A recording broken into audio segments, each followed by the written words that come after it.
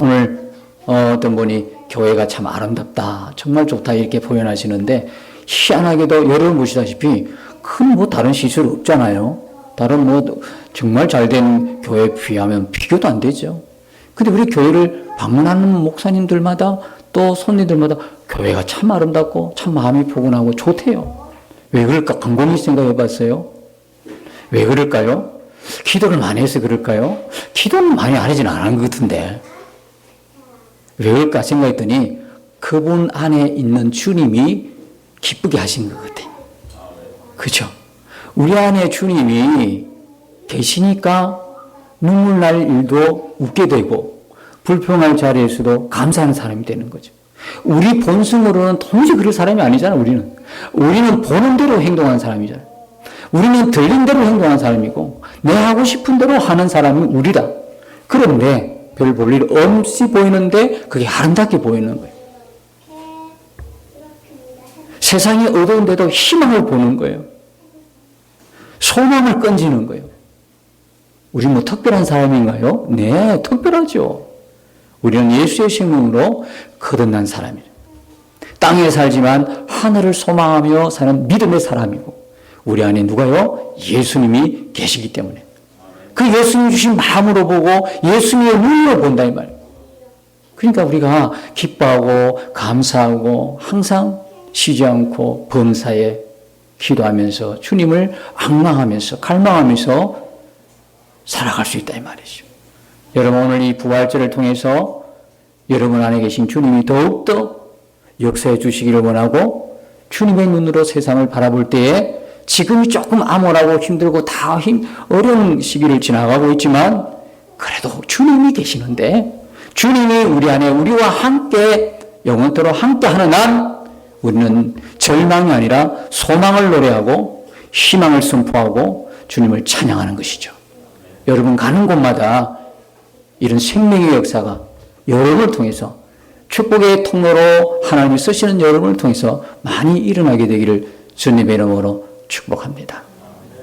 여러분이 지금까지 많은 절기를, 부활절을 한두 번 지난 것도 아니고 오랫동안 절기 설교도 들어오셨고 절기를 여러분들이 맞이했는데, 가만히 보면 마태, 마가, 누가에 나오는 이 부활절의 상황들이 조금씩 다르는 거 여러분 아십니까? 마태, 마가에서 보면 부활하신 예수님이 누구에게 먼저 보이십니까? 유저들에게 먼저 보이십니다. 누가복음에는 그 부분들이 전혀 표시가 안 되어 있습니다. 표현이 안 되어 있어요. 왜 그럴까 한번 생각해 보셨습니까?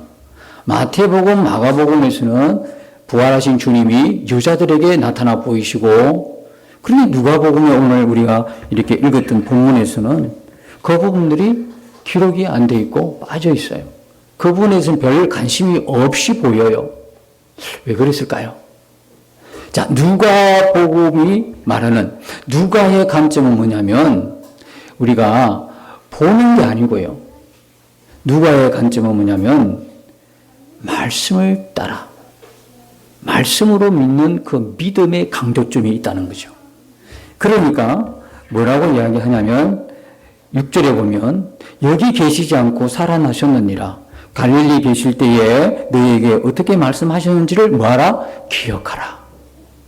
말씀을 기억하라는 거예요. 제자들에게 지금 말씀을 자꾸 여인들에게 말씀을 기억하라고 말하고 있고, 그 갈릴리에 있을 때 했던 말씀이 7절에 나오는데, 그 7절이 뭐냐면 인자가 죄인의 손에 넘겨져서 십자가에 못 박히고 제3일에 다시 살아나야 하리라. 이 말씀은 계속 제자들에게 예수님 때가 되니까 말씀하신 내용이죠. 예수님이 누구이신가? 그럼 예수님 왜 오셨는가라고 하는 게 복음서에 공통된 두 큰 주제라고 그랬죠.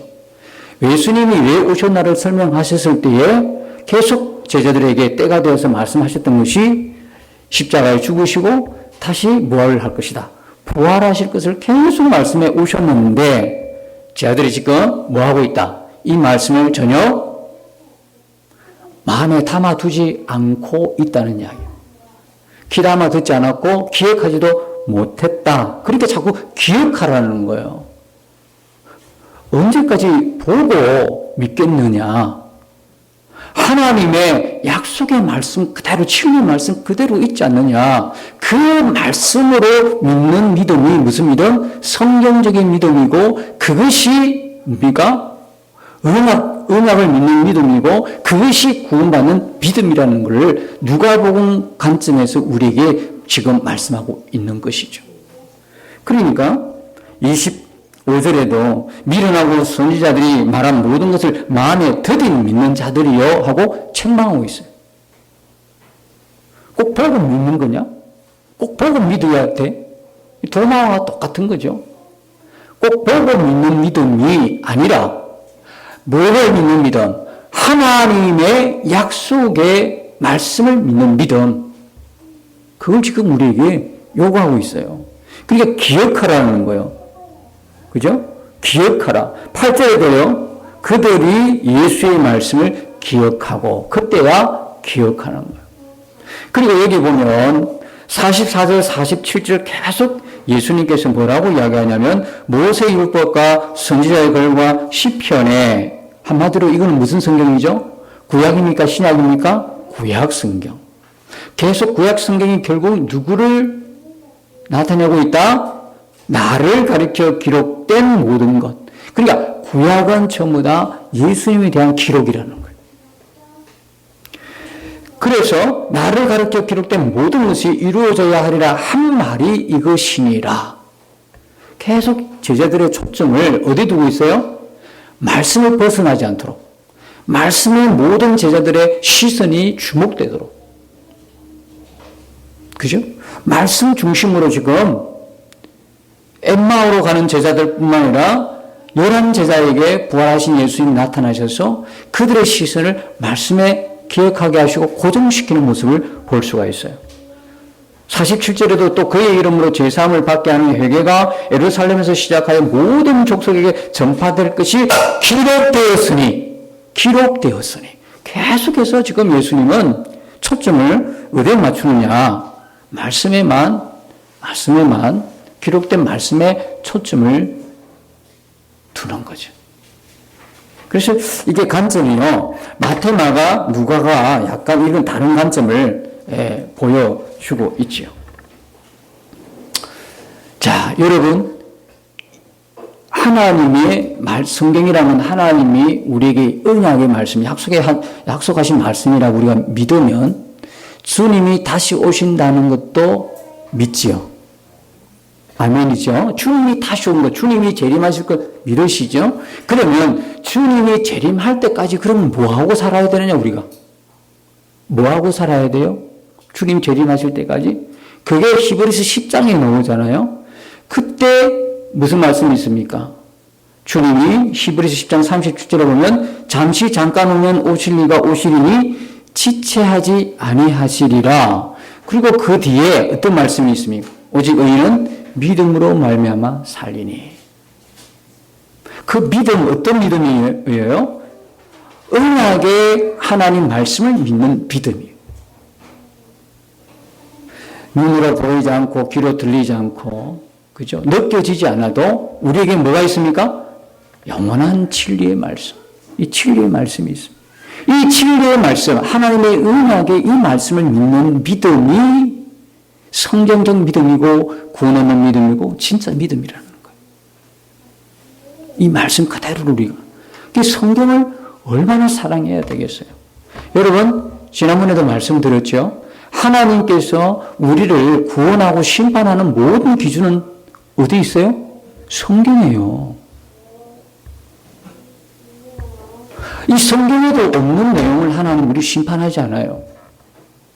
인간이 어떻게 구원받느냐, 그리고 인간이 하나님을 믿지 않으면 어떻게 심판받고, 어떻게 모든 인생이 어떻게 두 갈래로 어떻게 갈라지느냐, 모든 것이 성경 안에 있어요. 그러니까 성경 안에서 구원받고 성경 안에서 심판받는 거예요. 모든 기준이 여기 있어요. 나중에 하나님께 가면 아마 성경을 기준으로 심판받을 겁니다. 그리고 우리가 모든 중심이 무슨 중심? 말씀 중심이 돼야 돼요. 이 믿음을 자꾸 뭘 경험한 사람은 좋은데 체험하고 경험 아주 소중한 선물이에요. 그런데 나는 주님을 직접 만나는 다메섹 도상과 같은 체험이 없다 해도 여러분은 억울할 필요도 없고 슬플 이유가 하나도 없어요. 굳이 그렇게 특별한 사람이 체험했던 거, 그것이 정말 하나님의 뜻이고 그렇게 해야 믿음이 생길 것 같으면 다 하나님께서 다메섹 도상으로 올려놓았을 거예요. 예전에 조금 신앙이 잘 모르고 어릴 때는 체험한 게 다인 줄 알았어요. 직접 경험하고 체험한 것만 전부인 줄 알았어요. 근데 어떻게 됐어요? 그게 다가, 그건 시작이죠. 어떻게 생각하면 그 체험이라는 것이 너무나 마음이 완악하기 때문에 도무지 이거 아니고는 믿을 수 없다고 판단하셨는지 나에게 그런 체험을 주셨다는 거예요. 그런 체험이 전혀 없어도 믿음을 가지는 데는 이상이 있다 없다? 없어요. 전혀. 왜요? 우리 모두에게 뭐가 주어졌어요? 성경이 주어졌잖아요. 하나님 말씀이 주어졌잖아요. 그러니까 체험하고 관계가 없어요, 여러분. 체험은 하나의 소중한 선물이라 그럴까? 내가 그렇게 믿을 수 없으니까 하나님 그렇게 도마에게 나타나신 것처럼 체험케 하시는 것이지, 모든 사람이 구원받는데 꼭 체험을 해야 된다? 아니요. 충분히 체험하지 않아도 이미 우리 안에 주님이 계시기 때문에 우리의 삶 자체가, 예수 믿고 난 이후에 우리의 삶 자체가 우리로서 설명할 수 없고 우리로서 이해할 수 없는 새로운 세계의 경험자들이 바로 우리예요. 날마다 그걸 체험해 가고 있어요. 왜? 살아계신 주님이 나와 동행하시기 때문에. 그때부터 모든 역사는 나의 역사가 아니라 주님의 역사다. 그렇게 되는 것이죠. 그러니까 비견한 애로 여러분들이 무슨 일을 할 때도 성경 중심이어야 돼요. 이게 성경을 왜 중심해야 되냐면 하나님의 뜻을 알 수 있잖아요. 하나님 뭘 기뻐하시고 뭘 하나님 싫어하시는지를 알 수 있잖아요. 하나님 나에게 뭘 하라고 하시는 알 수 있기 때문에 성경을 부지런히 읽고 성경을 부지런히 여러분 배우고 성경에 대해서 깊이 알아가셔야 돼요.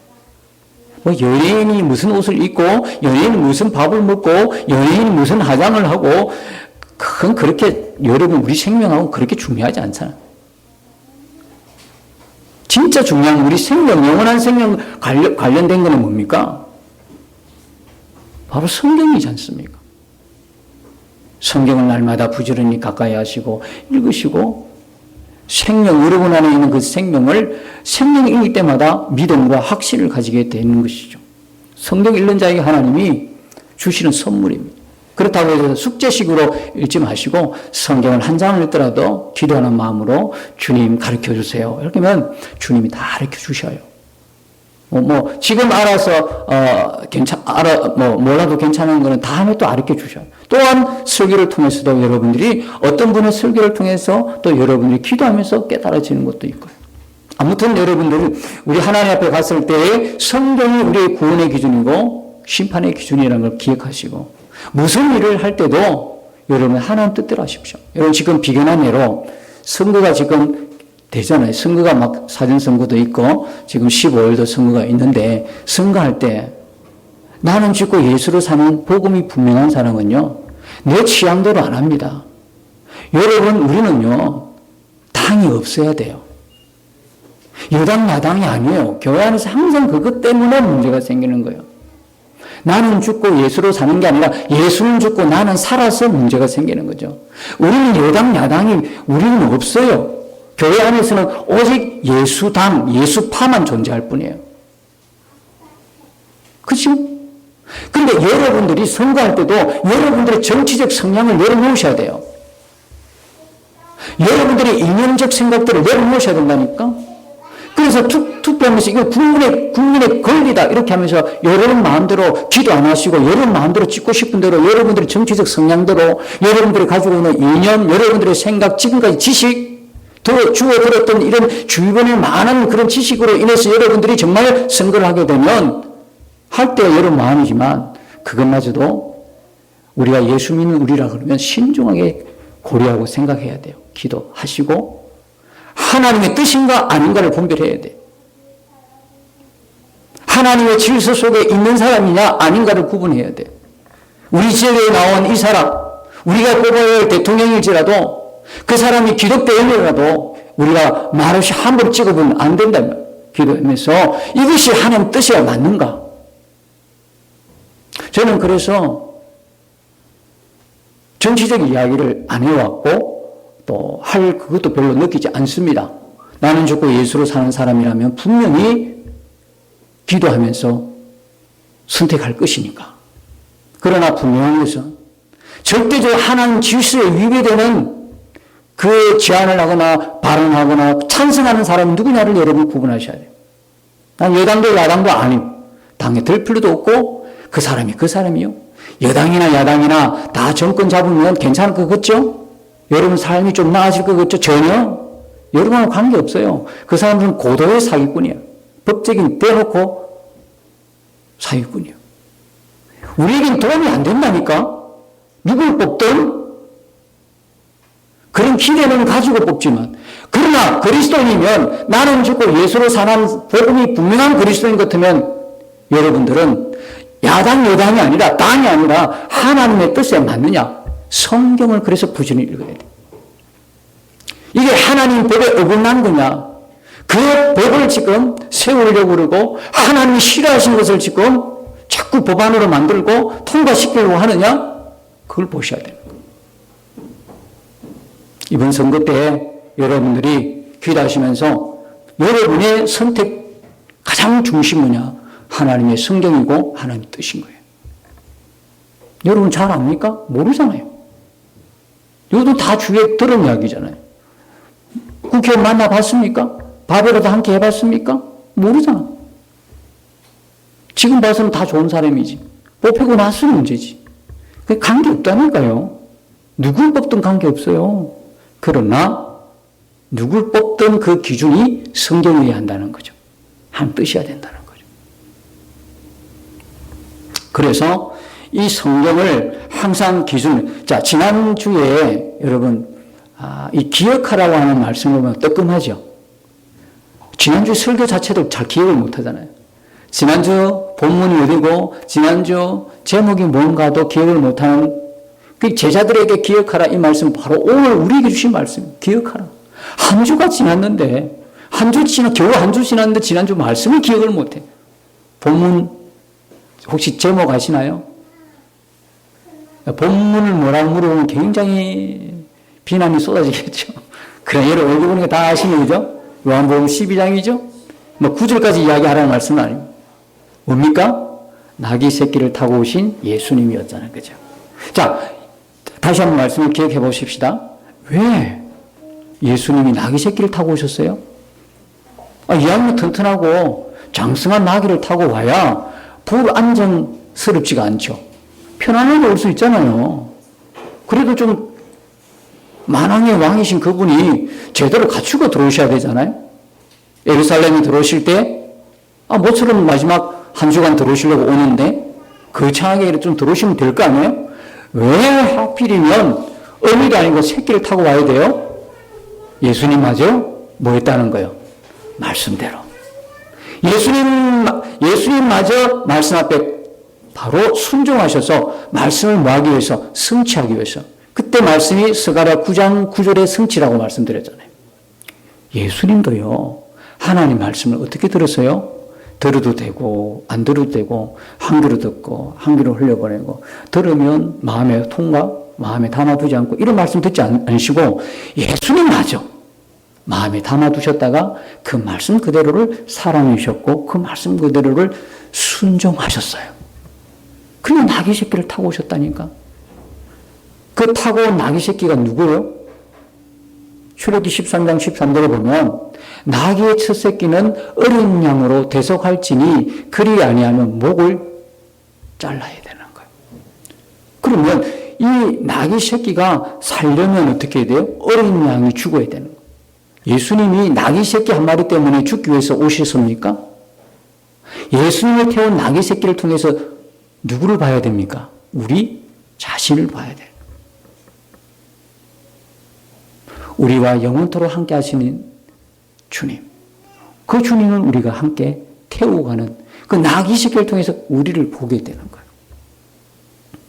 예수님마저 이렇게 성경대로, 그러니까 고린도전서 15장 9할장에 보면 3절 4절에 보면 예수님이 말씀에 따라 죽으셨고 말씀에 따라서 어떻게 다시 살아나셨다. 모든 것은 예수님은 하나님의 말씀에 의해서 움직이셨고 말씀을 성취해 가셨다 이거예요.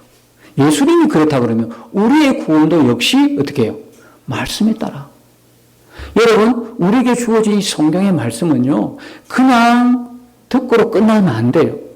그래서 항상 듣고 뭐하라? 지켜 행하라 그랬잖아요. 순종하지 않으면 말씀은 아무런 의미가 없어요. 그래서 여러분, 믿음과 행위는 둘로 분리될 수 없어요. 하나예요. 조금 전에 말씀드린 것처럼 주님의 십자가와 부활은 분리될 수가 없어요. 안 그렇습니까? 십자가 없는 부활이 어디 있습니까? 그러면서 그리고 부활이 없는 십자가만 있으면 그게 말이 됩니까? 우리가 구원받으면 어떻게 합니까? 우리가 영원한 생명을 가지면 어떻게 합니까? 부활이 있기 때문에 알 수 있지 않습니까? 그러니까 십자가, 고난, 영광, 고난이 없는 영광이 어디 있습니까? 영광이 없는 고난만 있는 게 어디 있습니까? 그러니까 하나라니까요, 다 하나예요. 믿음과 행위가 하나고 십자가와 부활이 하나고 다 하나란 말이죠. 말씀과 기도도 하나예요. 말씀과 기도도 하나라니까요. 말씀 따로 기도 따로가 아닙니다. 말씀을 읽게 되고 말씀을 묵상하게 되고 말씀을 사랑하게 되면 기도하는 사람이 되는 거예요. 근데 뭐 이거는 기도의 부분에 대해서 나중에 한번 기회가 되면 설교하겠지만 왜 기도하지 않느냐? 말씀을 사랑하지 않고 말씀이 없기 때문에 진리가 없기 때문에 그런 거예요.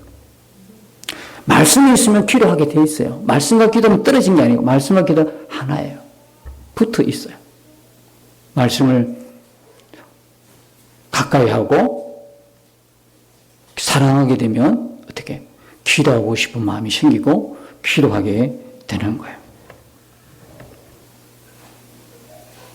그래서 여러분, 예수님이 이렇게, 자, 한번 생각해 봅시다. 지난주에 예수님이 나귀 새끼를 타고 왔는데, 예수님이 그렇게 오시지 않고, 그 군말을 타고, 군대에서 제공하는 큰 건강한 말을 타고, 많은 군사를 거느리고, 또 머리는 면류관 쓰시고, 손에는 호를 잡으시고, 그렇게 예루살렘에 들어오셨다고 생각해 보십시오.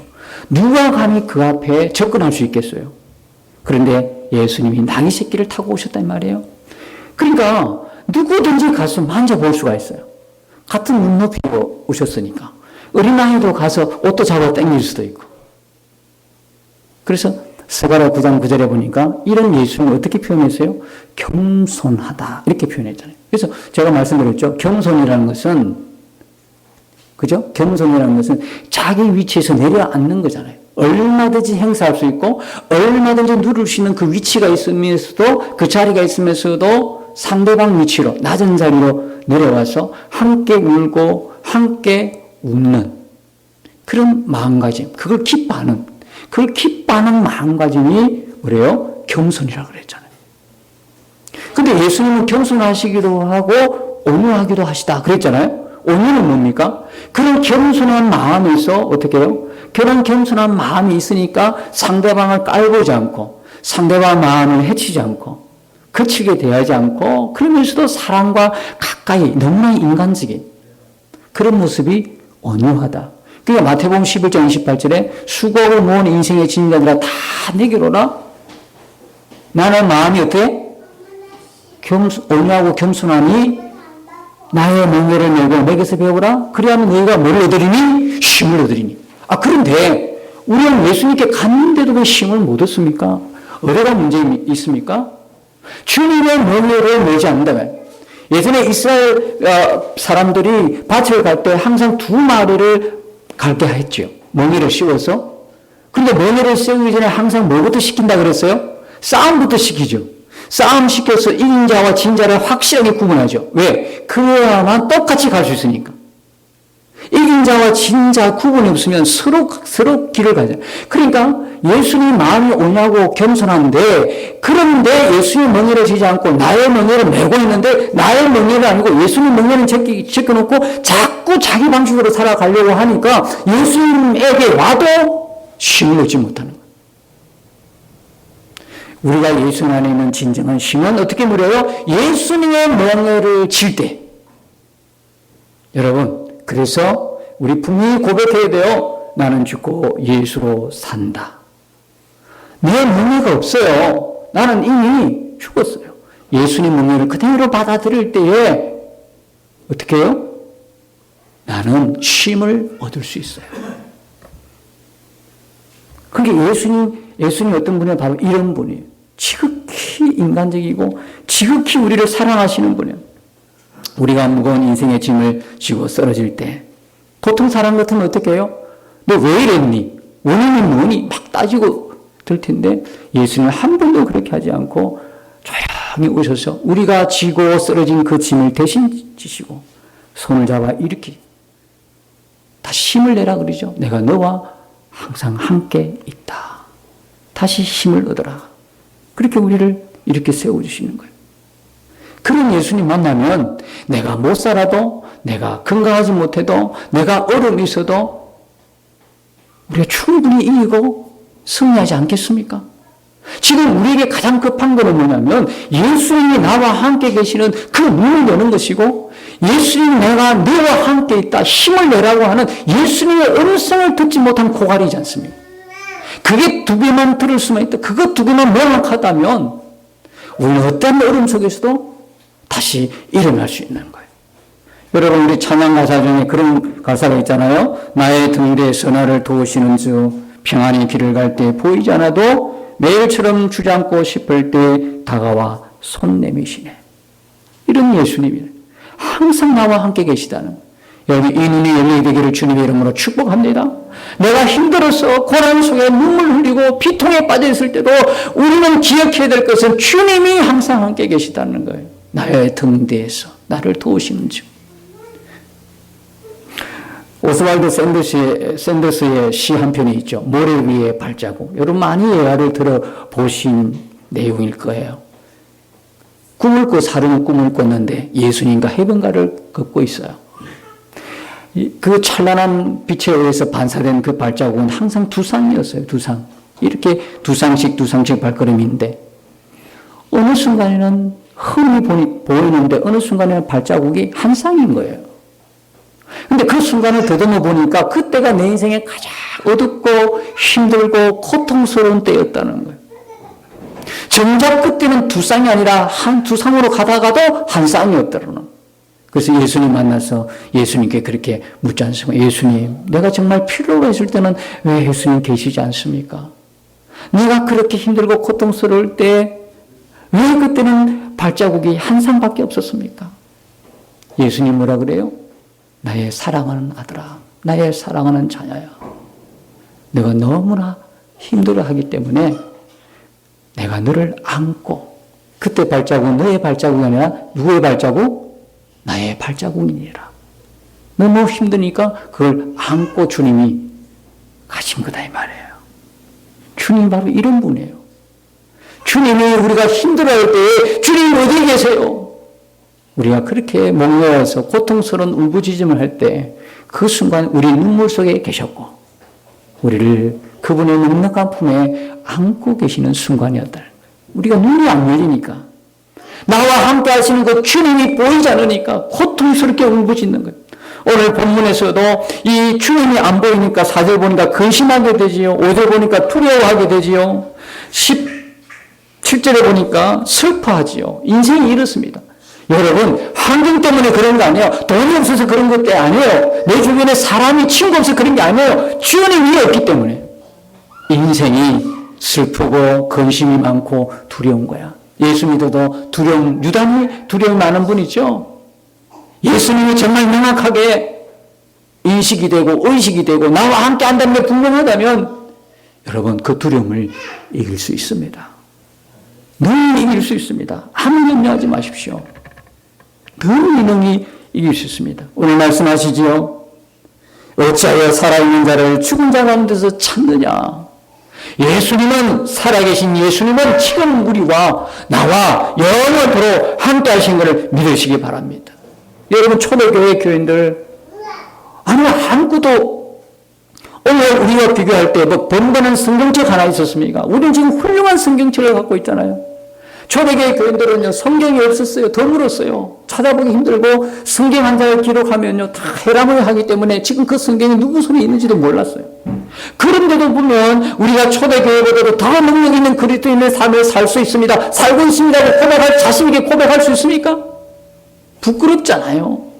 그러면 왜 도대체 성경도 제대로 한번 읽지 없는, 성경을 통해서 아는 예수님도 없는 그들이 왜 우리보다 오늘 이렇게 훌륭한 시설 속에 훌륭한 성경책을 갖고 있는 우리보다도 더 능력 있는 그리스도인의 삶을 살았다고 생각하십니까?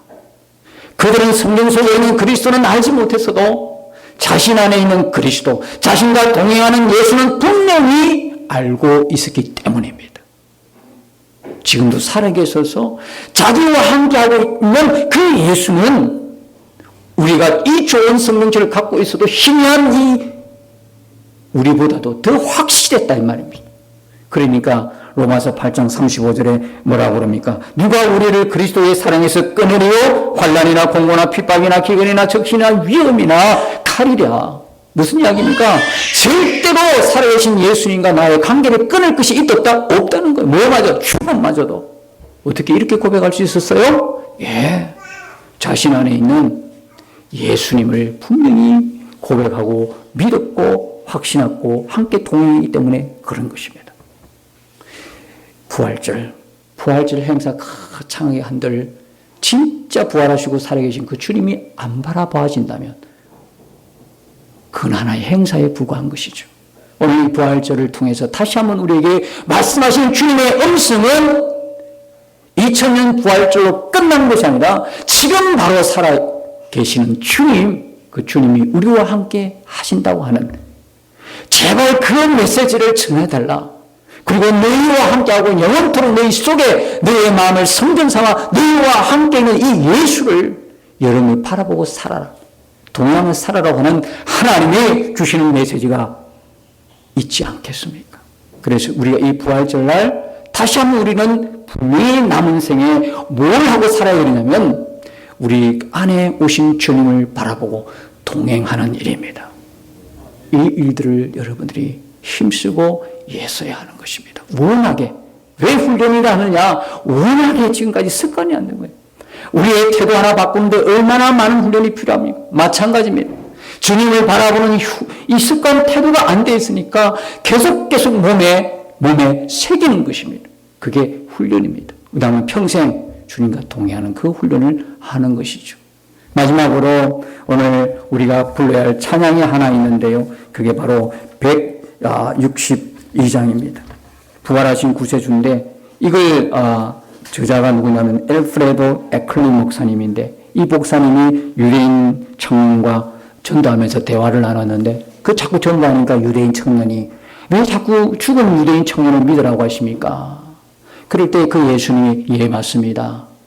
예수님은 십자가 죽으셨죠. 그러나 그 예수님은 지금 살아계셔서 내 마음에 와 계시고 나는 그분과 늘 동행하면서 그분과 대화를 하고 나의 모든 일들을 그분과 상의하고 무료 문제들을 헤쳐나갑니다. 지금 내 안에 계신 예수님이 보이지 않으십니까? 어떻게 볼 수 있습니까? 생명이 없는데 어떻게 볼 수 있습니까?